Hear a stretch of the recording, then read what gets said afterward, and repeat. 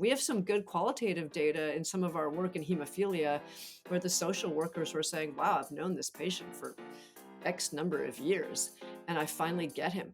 I know what's important to him. I know the language he's trying to speak. When I'm talking to him about his prophylaxis regimen and whether he should infuse at this point in his day or that point in his day or how to gain independence, you can see his eyes glaze over. But if I talk to him about wanting to play soccer on Friday with his friends and not have a joint bleed, and then I start talking to him about his prophylaxis regimen, it's a game changer. So we're speaking the same language now. So I thought that was interesting. Like, very few things before I've seen after the trial that people want to keep using.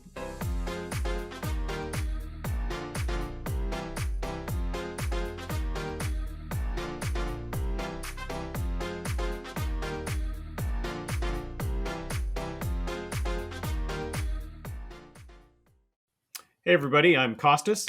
And I'm Lester. Welcome to another episode of What's with RWE. And today we have another special guest with us today. We have Chere Chapman, who is the Chief Executive Officer at Ardea Outcomes. So welcome, Chere, to the program. Thanks for having me. I'm happy to be here.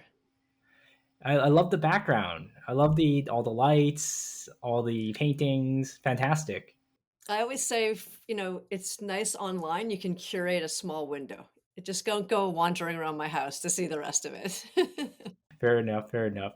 So, Cher, I just took a look at your bio that you sent over to us, and oh my goodness, amazing what you've done throughout your career. So maybe let's start off there. Is just maybe if you can share a little bit about your career and your journey on how you got to where you are right now. I'm happy to do that. Thank you. It's certainly been a pretty wild ride so far. Lots of fun. So I started off here in Eastern Canada, where I am now, and I did my undergrad in biology at Dalhousie University. And my honors supervisor was a very bright young entrepreneurial, inspiring professor named Dr. Ken Rockwood, and he got me interested in quality of life research. I wasn't very interested in medicine or practicing medicine, and he kind of inspired me to look into health research. So after a bit of a stint in Japan for fun, I went to do my master's in epidemiology, community health and epidemiology at University of Toronto, and got interested in HIV research and injection drug users, and did some work in Toronto, and ended up wanting to go back to Asia after my time in Japan, and ended up in Singapore at the CDC as a staff epidemiologist for a couple of years. And that did a couple things. It got me inspired more, I think, by the research and interested in a lot of the social issues and the interplay between those and outcomes, health outcomes, and also got me, I think, more and more interested even in Asia and travel than I had been before. So I decided to go off and get some more general management experience. So I did my MBA at London Business School. So I was in London for a couple of years, and then boomeranged pretty much straight back to Asia.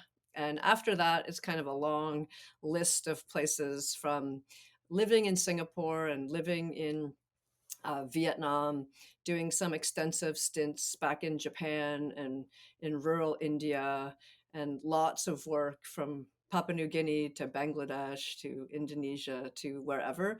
But in that case, mostly in multi stakeholder partnerships. So I had my own company, and I used to work with Fortune 100 companies like, say, Visa or Chevron or somebody like that, and then match them with international NGOs and nonprofits, so that the nonprofit, like Care International or the Clinton Foundation or whomever, could achieve their social impact goal, but the company could achieve both their shared value goal, but also like a market primer goal that they may have. So some of the interesting work in Bangladesh I did was with projects like that. So in addition to the companies and the nonprofits, we'd get government involved, sometimes academia involved, sometimes other groups involved as well. So that was really fun and really shaped, I could talk about that forever, that really shaped my approach to business. And then I ended up back in Nova Scotia with my husband and my four kids, who'd all been born in Southeast Asia. And I reconnected with that old honors supervisor, Dr. Ken Rockwood, and he had this little company at the time called DGI Clinical, and I joined as the CEO. And after a couple of years, we really connected on how to change the business and grow it and focus on our joint passion or our shared passion for patient centered outcomes.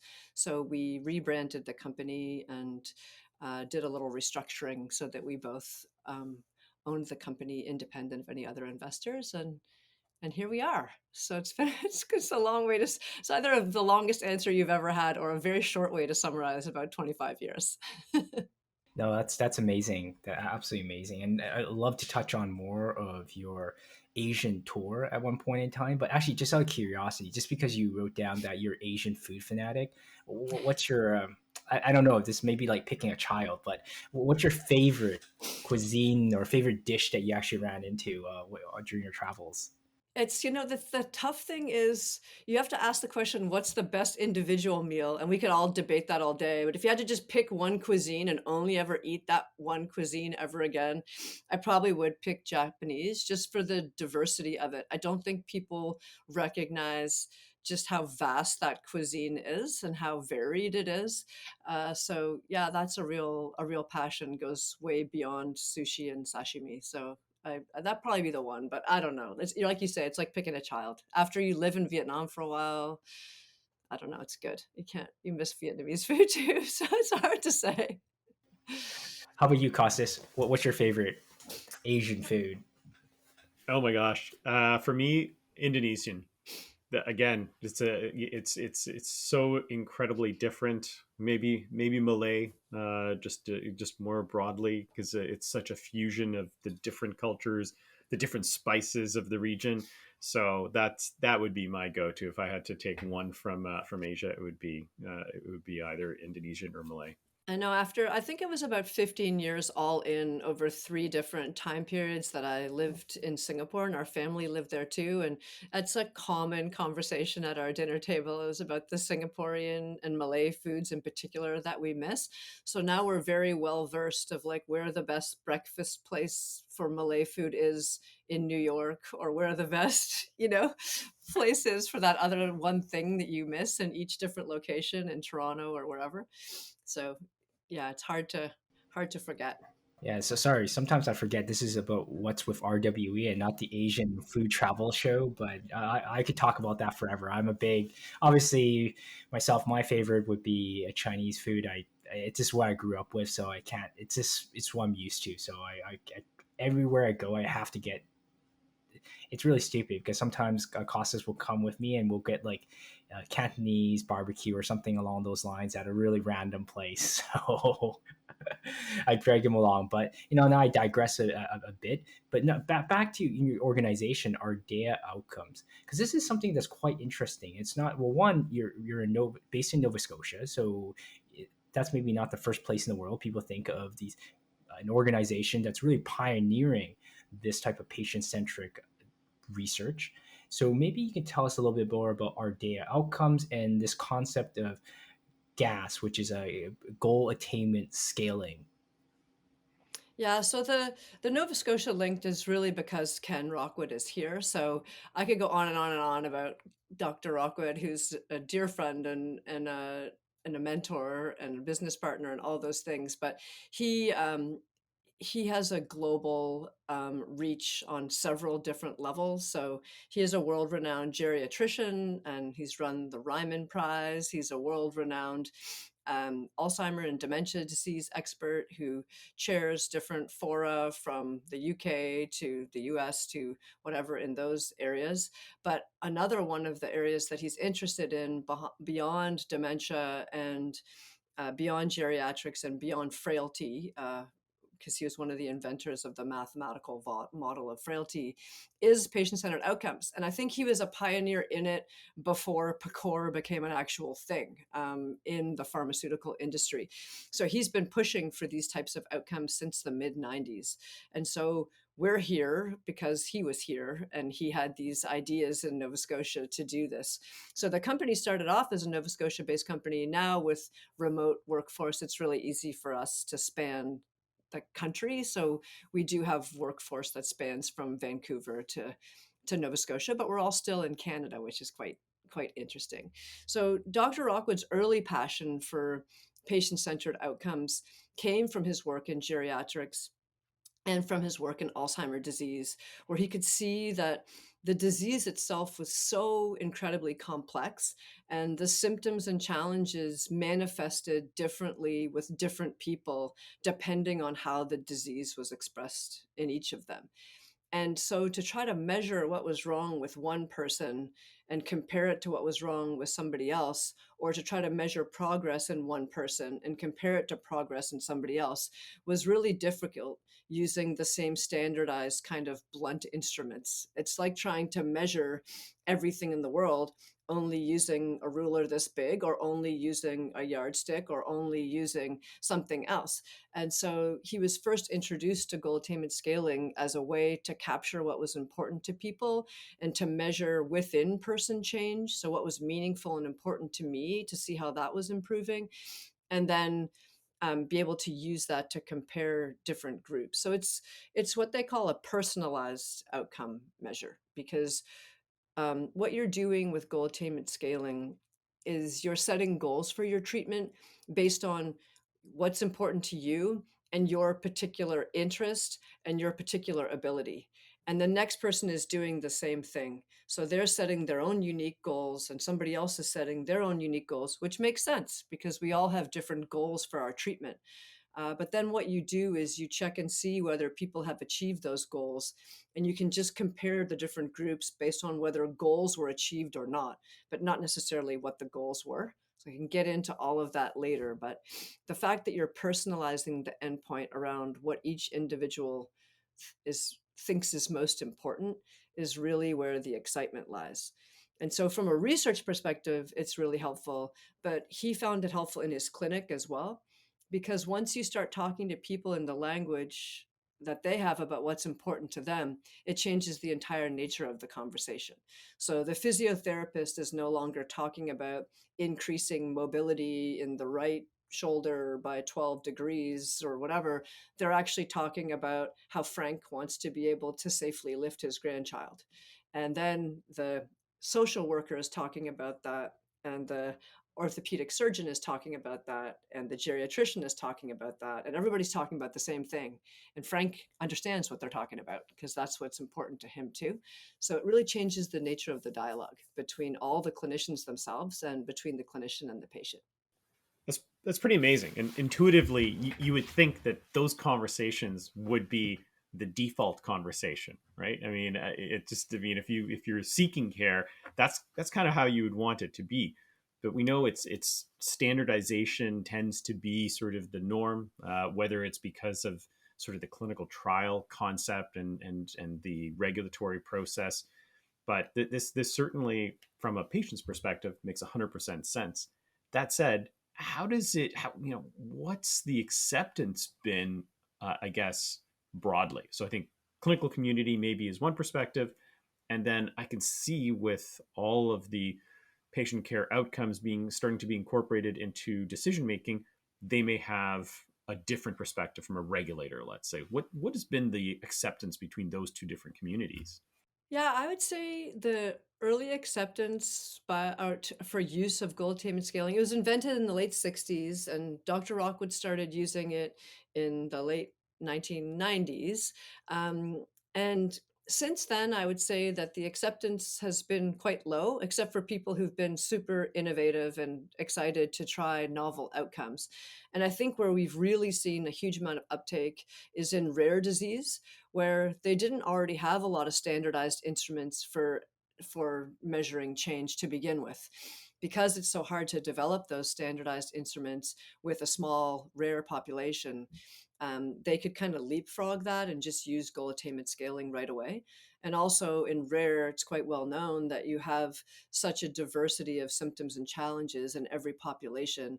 It's really hard to measure people using the same yardstick over and over again. So I think initially people have found it, were a bit skeptical of it.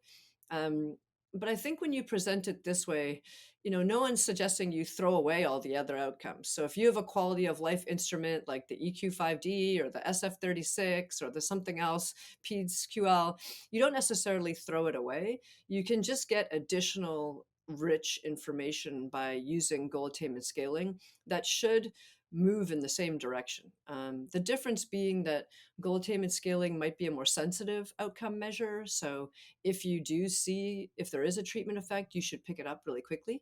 In addition to that, you do have all the rich information about what's important to patients. So if you see a treatment effect with goal attainment scaling, then you might also be able to dive into the goal attainment scaling data and see where it's coming from.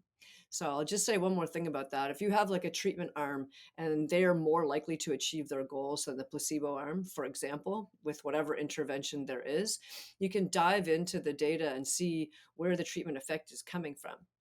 So you can see which goals were actually being attained. Was it functional goals? Was it mobility goals? Was it cognition goals? Were they I don't know, socio emotional goals? And so then you can actually learn a lot more about not just whether your drug is working, but how it's working. So you can pull all that data through in your communication to the patients, to the clinicians, to other people when you're trying to position your intervention to make sure it's being given to the right people for the right reasons. Yeah, no, and pulling on that thread a little bit, I've done a lot of work in neuroscience, and there tends to be a ton of placebo effect in neuroscience. And for the most part, when a study fails, an antidepressant, for example, fails, or a new AD drug fails, you don't really know why. You assume it just didn't have, some sort of pharmacodynamic effect, but that's not always the truth. It would be interesting to see if this is an approach to really be able to understand what's really going on in those types of That was studies. Dr. Rockwood's experience. So if he was here, he would tell you these stories in a much more eloquent way. He was on the front lines trying to measure these things, but he has numerous stories in the early days of the early AD drugs, which, okay, they weren't blockbusters. They weren't going to solve everybody's problem. They weren't going to reverse or eliminate Alzheimer's disease, but they were having an effect and they just couldn't pick it up with the traditional outcomes. So there was all this anecdote coming from the patients, coming from the caregivers, coming from the clinicians. Something's happening, something's being improved. And there was all this language, coming from the patients, like the curtains have been opened. It's no longer cloudy. I can see more clearly. I can articulate myself more clearly. So some of the early examples that he gave were, in some particular cases, talking to the sponsor and the sponsor not knowing exactly how the intervention was going to work. So one example he gave me once was around the sponsor being convinced that the drug did have an effect, which wasn't being picked up, and that the effect was on improved memory. But once they dove into the data and saw a treatment effect with goal attainment scaling, they were able to see that it was actually coming from improved executive function, not from memory, because none of the memory goals were improving, but all the executive function goals were actually driving the change. So it's true, you can kind of pick it up. It's a very sensitive measure, but then you can use it to actually dive into the data a little more closely. It's also data that allows you to just understand what's important to people. So if you have 50 people in a trial and they each set 3 goals around what's most important to them, then you have 150 data points for what people actually care about and why they would want this intervention. And it might be different from what the sponsor thinks. So what the sponsor or the clinician might think is a meaningful change or an important change for them might not be what's actually driving the person to want to take the treatment or to want to adhere to treatment. It might be something else. So that information is also interesting. And right now we spend zillions of dollars on open-ended journals and embedded interviews and all of these things where goal attainment scaling gives you a little bit of all of it. You can get that information from the structured interview between the clinician and the patient, but then you also get a quantitative measure of efficacy and a whole lot of information about how it's all working as well. So it's a bit of a workhorse for an endpoint.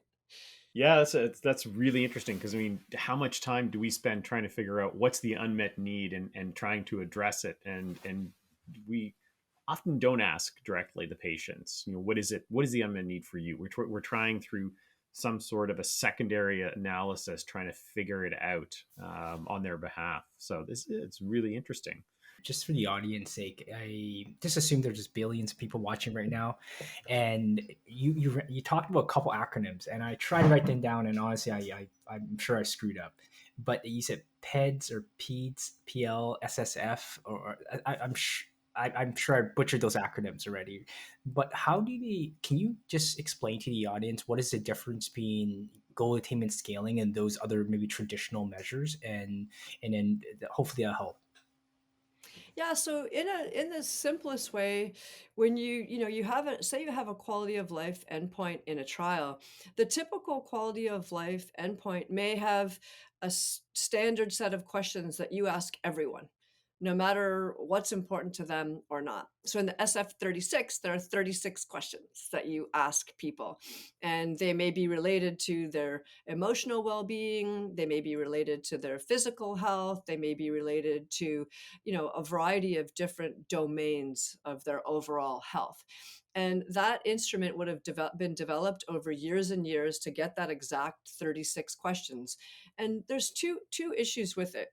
One is that when you ask the same thing of everybody, you have to imagine that for most people, for the first 32 questions, they're thinking, doesn't apply, not my issue, don't care. So it's very burdensome on the patient. So in a typical clinical trial, there may be what? How many endpoints? 5 endpoints, 10 endpoints? People are poked and prodded and questioned and interviewed and surveyed and tested. And so that can be really, really draining and exhausting. Whereas with goal attainment scaling, you just sit down and immediately start saying, what would be your definition of how this would improve? What would be an improvement for you, or how would you know this drug was working of all the things wrong with you? And in dementia, maybe there could be 25 things or 25 issues that people are dealing with. What are the 3 things that you'd actually like to see improved so that you would know that this drug was working and that it would have a meaningful impact on your life? So that's the first difference of the standardized measure versus a personalized measure. I think there's less burden on the patient, and it's a little more patient centric to go directly for them. And then in terms of the sensitivity of those 2 different endpoints, it's a statistical analysis. So I'm not the best at explaining those to begin with, but in a podcast, it may be a little bit harder. But you can imagine that with a standardized set of questions for each and every person, you're kind of looking for the needle in the haystack. Whereas if I go to you and say, what are the 3 things you want to see improved by treatment? And we just monitor and measure those, and one of them improves at all, it's like a 1 in 3 or a 1 in 5. It's a smaller sort of ratio of things that need to change in order to see the effect. And so it does usually mean that goal attainment scaling is a more sensitive measure, which means that it responds very quickly to change. So if there's a change at all in the early days of the trial, you can pick it up faster. And that doesn't mean, if there's incumbent um, endpoints that are often used in every single trial in some disease area, that you should throw them away. But it may mean that goal attainment scaling may allow you to better understand the data you're getting from those other endpoints as well. So like Costas was saying, you've got like um, a lot of patient reported outcomes right now, and you've got a lot of clinical outcome assessments, but sometimes it's difficult to make the link between the 2 of them. And goal attainment scaling does allow you to do that because you can compare quantitatively whether it's working or not, but then you can also look qualitatively at how things are changing. You can compare the patient reported outcomes to the clinical outcomes that the clinician is already capturing. No, that's very helpful. Thank you very much for that. And sorry, I interrupted you. You had something you wanted to say, so sorry I interrupted you there. I can't remember. Don't worry. We can keep going. It'll come back to me if it does. Rats, I hate when that happens, right? That's always a component. But you had mentioned, I think it was in previously the question you had mentioned that there's a little bit of a not implementation, but there hasn't been a huge amount of uptake yet, goal attainment scaling, but there's definitely more uptake in the rare disease area. But recently, I I think this was last year or maybe in the year before, where the FDA decided to provide guidance on, I believe, incorporating goal attainment scaling in what was it exactly? I think it was in their overall policies. Maybe you could speak a little bit to that.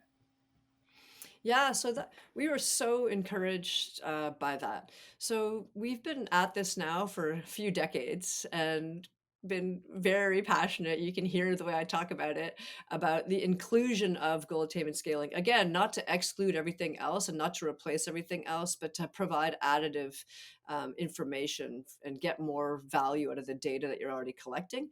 And maybe also to streamline your patient centered outcomes research strategy. But we've been trying to have discussions with regulators about whether they would accept this or not. And I think this has been a really valid concern that sponsors have had. They're like, this is fantastic. I think it sounds great, but I haven't seen anybody else do this, or not very many other people do this. How will I know that the regulators will accept it? And so we've had lots of conversations with the FDA and the EMA and others, and mostly they've been very supportive of goal attainment scaling being added into clinical trials as an endpoint. But that's one thing for us to hear that behind the scenes with a particular client, and not something you can easily go say to a sponsor. I have nothing to prove that. I can just say, well, they've been very receptive so far every time we've talked to them. So we tried to schedule some very specific conversations with the FDA through their clinical path innovation meeting process. And we've had a few of those now, a couple with patient advocacy groups and one on our own, just to talk about the use of goal attainment scaling. And again, they had some concerns about how to generalize that data when you have it from goal attainment scaling and you've got a highly personalized information. But mostly their concerns were around how to rigorously implement it in a clinical trial setting to ensure that the data you get is really good, in the same way that they're concerned about that with other endpoints. And again, they were really encouraging of using it in clinical trials. So we just kept repeating that to the sponsors. And last year, the FDA has had, over the past, I think maybe it's 5 to 7 years, a whole patient focused drug development guidance series. And there are 4 guidances in the series. And the last one came out in last year in April, I think it was, in 2023, in draft form. And in that guidance, they actually mentioned goal attainment scaling and the use of other personalized endpoints to capture meaningful within person change and meaningful change in clinical trials as an option. I've occasionally used the word endorse. I don't think the FDA came right out and endorsed it. So I have to be very careful about that. I'm not sure the FDA would come out and verbally endorse or systematically endorse anything. But they were very encouraging about considering personalized endpoints in your COA strategy for your clinical trial when you're developing it. So that has changed the nature of the conversation that we're having with all the sponsors we're talking to. So now they're just talking to, how do we do this? We're talking about, how do we do this properly? And then once we get the data, let's talk about how we can use it. So that's been really exciting. It's been a really exciting time for us to have the FDA come out with that in their most recent draft guidance. That's terrific. And has it been used in a clinical trial setting outside of just validating the concept? Has it been used to sort of support, let's say, a product or a treatment strategy? It has. So we actually have done a couple of little analyses, just taking points in time on clinicaltrials.gov and searching for goal attainment scale, goal attainment scaling. And you can see a couple things. Started off, all the trials listed there. Most of them were in neuroscience and in CNS. That again, goal attainment scaling was actually invented as a care planning tool in mental health services in California in the late 60s. So that was the roots of goal attainment scaling, and a lot of people use it in that area. We took it and adapted it for Alzheimer's disease, general different geriatrics practices, Parkinson's disease, and then we kind of went on from there with other groups who were also interested, but outside of our original focal point. We've now done work in autism and hemophilia and other rare diseases, neurogenic bladder and bowel disorders, a smattering of different things. Anything chronic and complex, it should work. But the data on clinicaltrial.gov shows that too. So it has been increasing in use over time, and it's been going beyond the original use in CNS. The interesting thing is that there aren't very many uses yet of goal attainment scaling where you can point to a clear goal attainment scaling label claim or something like that. And I think that's unfortunately because of the history where a lot of the trials that were done were in areas where the drugs weren't successful. So there's a lot of unpublished data out there, I think. That's one thing. And I think a lot of them are just in trial now. So we'll see what happens when we get those readouts and how that data is used. I would say the majority of people using goal attainment scaling in trials are using it as an exploratory endpoint at the moment, getting a feel for it, trying to understand the data value you get from gas. And some are using it as secondary outcome. Very few are using it as a primary outcome. So I think we'll see that start to change over time as well. Once people see the data and see if it really provides them with the value that they think they're going to get from it. Great, great. That's very, very, very encouraging. I'm wondering because you mentioned a couple of disease areas where goal attainment scaling could be used or has been used or is being used. I'm wondering from your perspective because we're not that other diseases aren't important, but we're very focused on oncology here and what's with RWE. Of course, we're very interested in other disease areas as well and how real world data plays into that. But from oncology perspective, how do you see goal attainment scaling fitting into both maybe the clinical trial setting or even actually when a drug has been commercialized actually?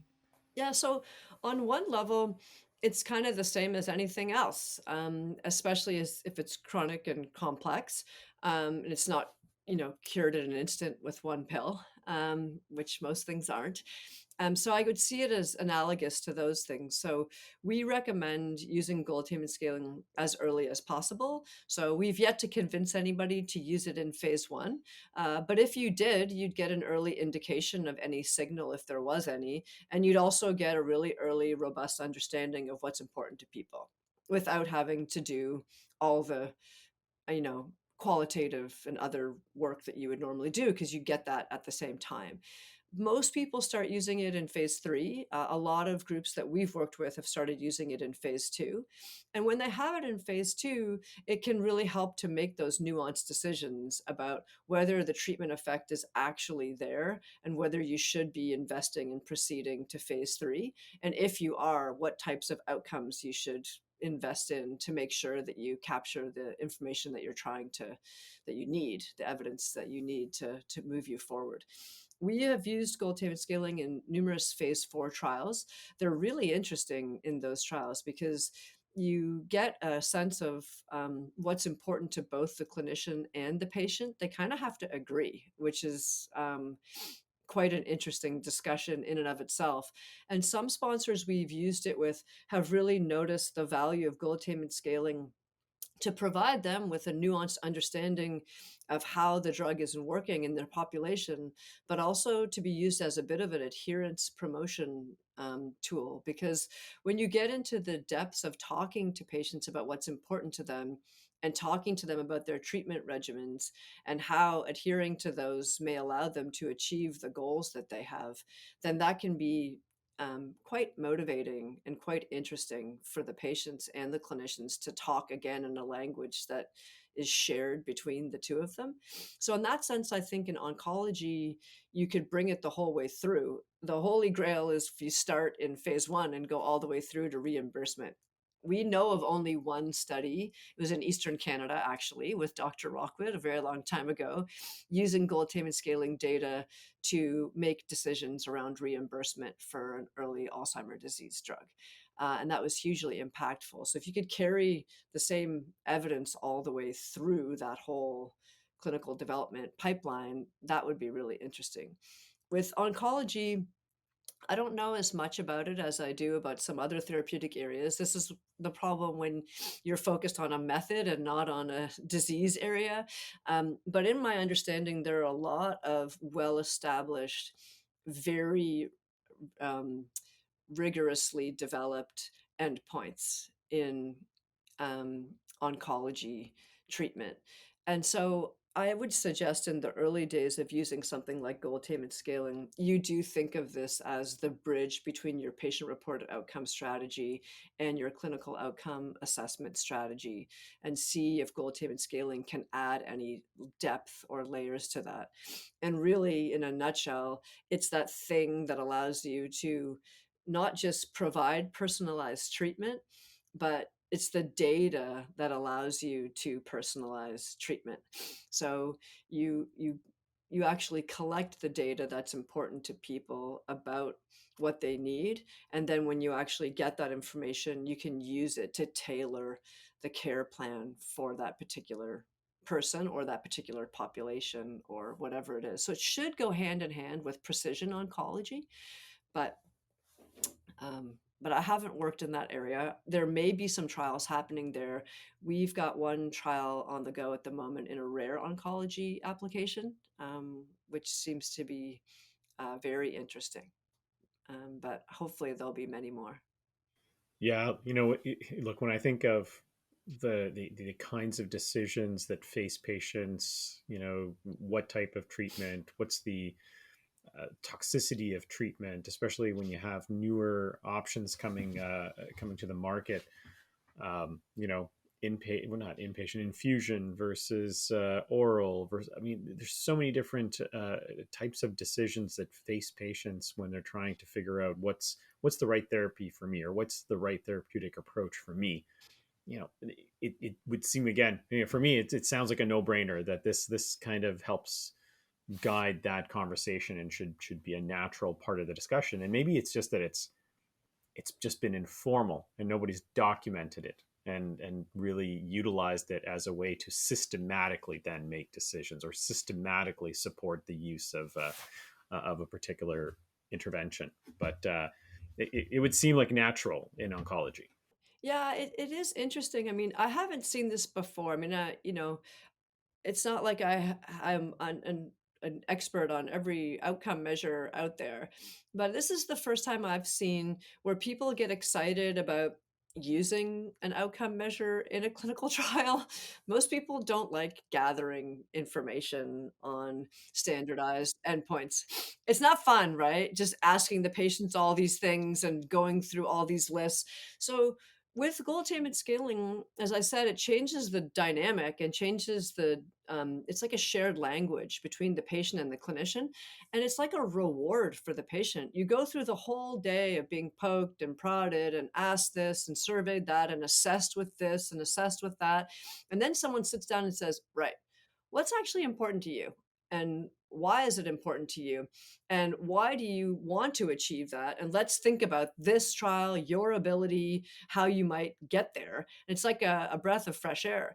But then what happens after that is, I think, fairly, it can be quite a complicated thing to implement because it is a really nuanced conversation. It's a full interview. It takes time. It's not a 5-minute checkbox. It's a little more complicated than that.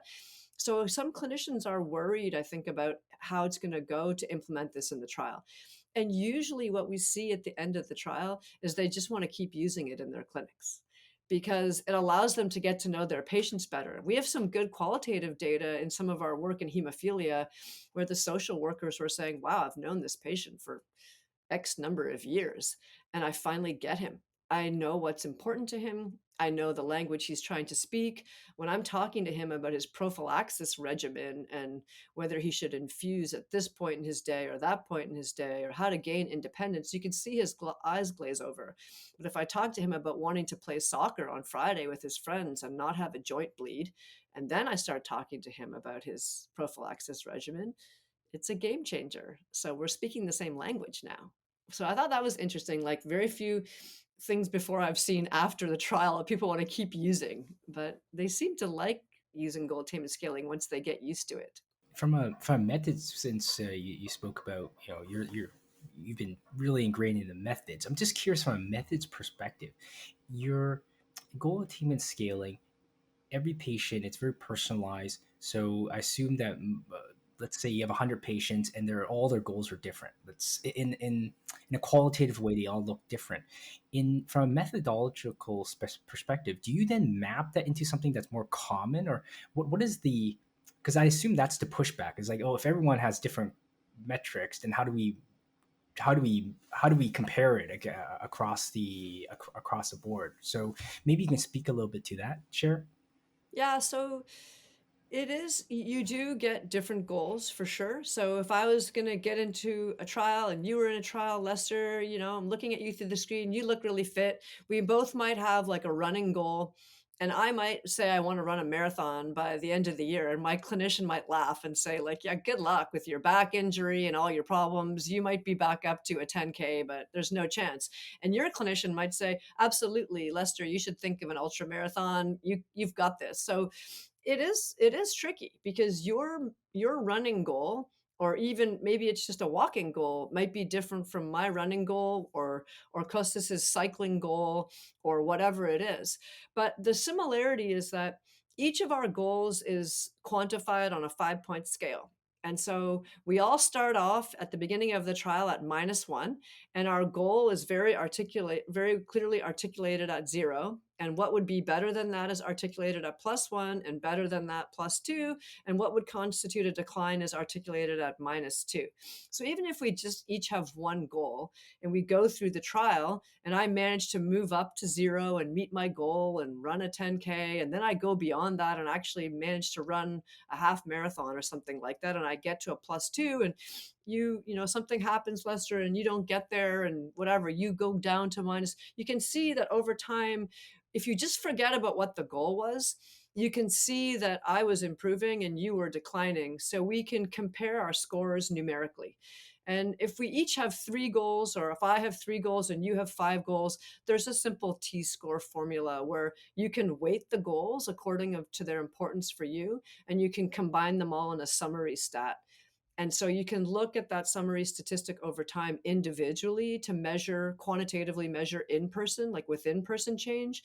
And you can look at it across a group to quantitatively measure whether one group is improving or meeting their goals in a statistically significant, more frequent way than the group and the placebo arm.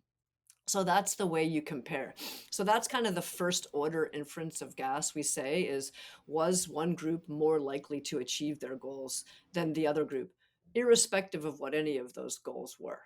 And then you only get into paying attention to what the actual goals are when you start to think about, okay, well, that's interesting. They were able to. So what were the goals driving that change? And then you get in and say, okay, actually, nobody was achieving their mobility goals, but everybody was achieving their cognition goals or whatever other goals they have. And you can kind of learn a little bit more about how the drug is driving improvement. Great, great. No, that's awesome. Thank you for explaining that. Now we touched a little bit on the FDA, and I'm wondering if there's anything you can point to in terms of a progress, or maybe the unfortunate opposite of progress, right?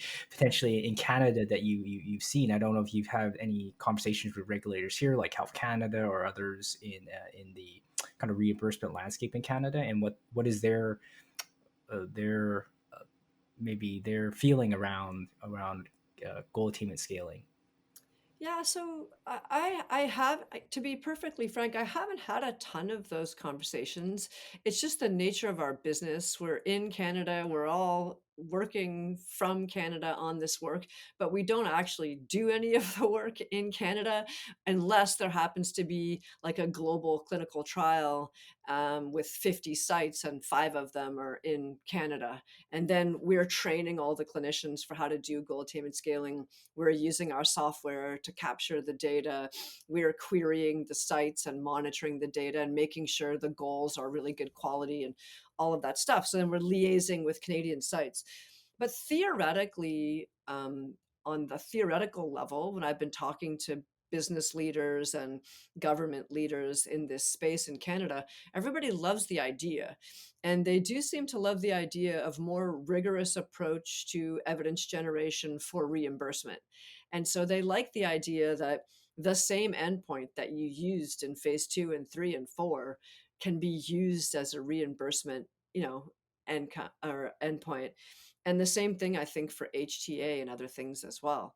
So we get a lot of people discussing that and suggesting that even though we've just gotten started in the grand scheme of the universe, we hope, in doing goal attainment scaling in clinical development, it really may have its biggest benefit, which is yet to be seen in reimbursement and at the other end of things, so that we can have a much more rigorous and robust evaluation of whether or not things should be paid for. But we haven't, again, we've got one, and it's not even written up. I can't even point to a publication. We have, as that we know of, one example in Eastern Canada using goal attainment scaling as I have had a conversation and was on a panel, or attended a panel that Dr. Rockwood was on, with a regulator from one of the Nordic countries who suggested they were going to implement it across the board, um, which I thought was fascinating.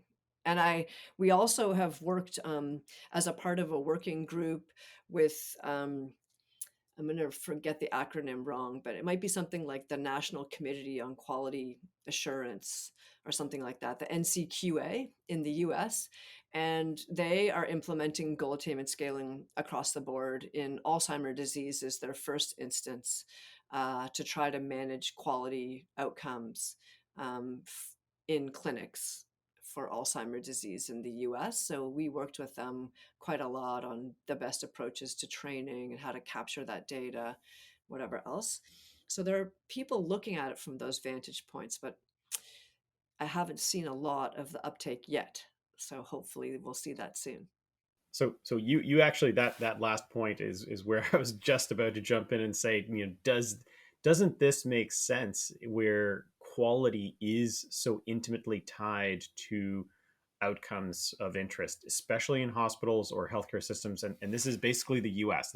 They are hands down the leader here, and especially when it comes to reimbursement, really making people conscious, in not only measuring it, but ensuring that they are thinking from the perspective of, how do we improve this? How do we measure it, first of all? So that's the one piece. But then how do we actually help patients attain it? Because if you don't, that satisfaction piece that sort of is tied to payments, they're not going to achieve it, and they don't get their full payment. So it's a completely different model. And I know Canada hasn't really embraced quality, as part of the reimbursement strategy yet, but that seems like such a natural fit in other markets.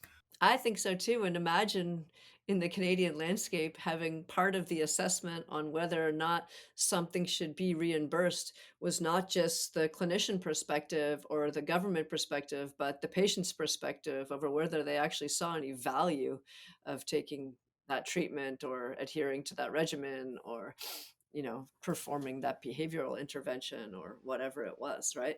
So that's what I do like about the NCQA taking that approach in the US. It's keeping everybody accountable, because it's a joint discussion between the clinician and the patient at the outset about what it is they're trying to achieve together. So there's no coming back after where the patient says, but I didn't get what I wanted. And the clinician says, yes, you did. You got this. Because that's typical healthcare, right? You go through the whole thing, you take the pill, and the clinician says, hey, yeah, look, I can see by this metric, you're great. And the patient says, what are you talking about? I still feel terrible. I can't do the thing I wanted to do at all. And so this way, if they agree on what it is important, and they can see whether or not that thing has been achieved.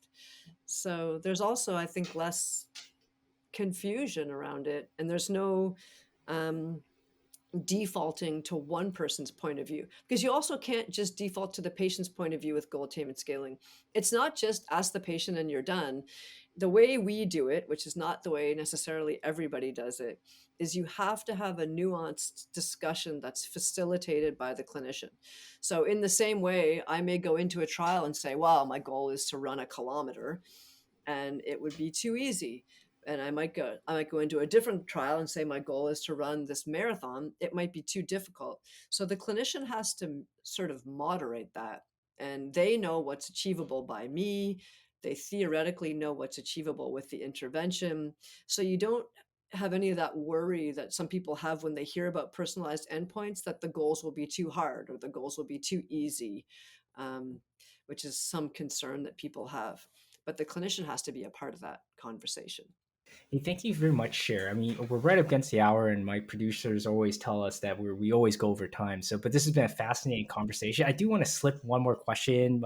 Actually, my dog's kind of pawing at me now too to get me to give her food. So, we're going to try to keep it short. But out of Mine just wandered off. I think I'm boring my dog.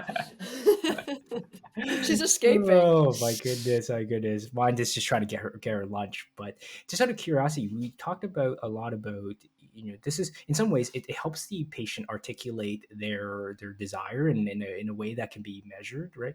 I'm wondering from a perspective of because our population is very diverse. The Canadian population is very diverse, and one hot topic that is constantly being brought up is health equity or equality and so forth from a healthcare perspective, right? I wonder how do you think about goal attainment scaling in solving, maybe not solving, but specifically in that vector around diversity and health equity? Because it seems like this would be something that in some ways translates a very diverse population into something much more quantitative. So you can actually take everyone's their desires into perspective. Okay, so in the history of my work in this company and thinking about goal attainment scaling in 8 years, this is the world's best question. And I've only had one other version of it before by this incredible professor at University of California in San Francisco, with whom we ended up working. I am dying to know the answer to this question. So theoretically, I think it should level the playing field, because what's a goal for me may not be a goal for somebody else who has a different socioeconomic status, who comes from a different racial background, or who comes from sorry, I don't know what this is, but he comes from all these different backgrounds. We may have very different approaches and desires and abilities and other systematic barriers in our way and all these things. That's the first thing. Theoretically, I think it's fantastic. But I don't think we should assume that goal attainment scaling works the same way for everybody either. And so I'm fascinated to look at goal attainment scaling, the acceptance of it, the ability to set goals, the ability to have this kind of nuanced conversation with your clinician, um, the ability to track goals, the ability to think through how you're going to rate them, and whether all of these differ by, at least gender, race, socioeconomic background, other things. So we did have some conversations with one sponsor who was looking in a global way, and I was giving a presentation. There are about 9 different countries represented there. And afterwards, I had a very long conversation with the group from Japan, and we were trying to think through logically how you could modify it, because there are cultural differences there that may not lend themselves to this type of conversation with your clinician. So maybe it would just be which clinician does the interview or whatever, but you may need to modify it across cultural and racial and other lines. So anyway, this is an endless area of study that I'm fascinated by, and I don't know all the answers, but I think you're asking the right questions. Well, on that note, thank you very much, Cher, for being on the podcast today. This is a fantastic conversation, incredibly interesting, incredibly educational. If anyone wants to, if you have any comments, please comment below. And of course, subscribe to the channel, thumbs up, and share with your friends as well. So, again, thank you very much, Cher, for being on the podcast. And everyone else, have a wonderful day. My pleasure. Thank you for having me.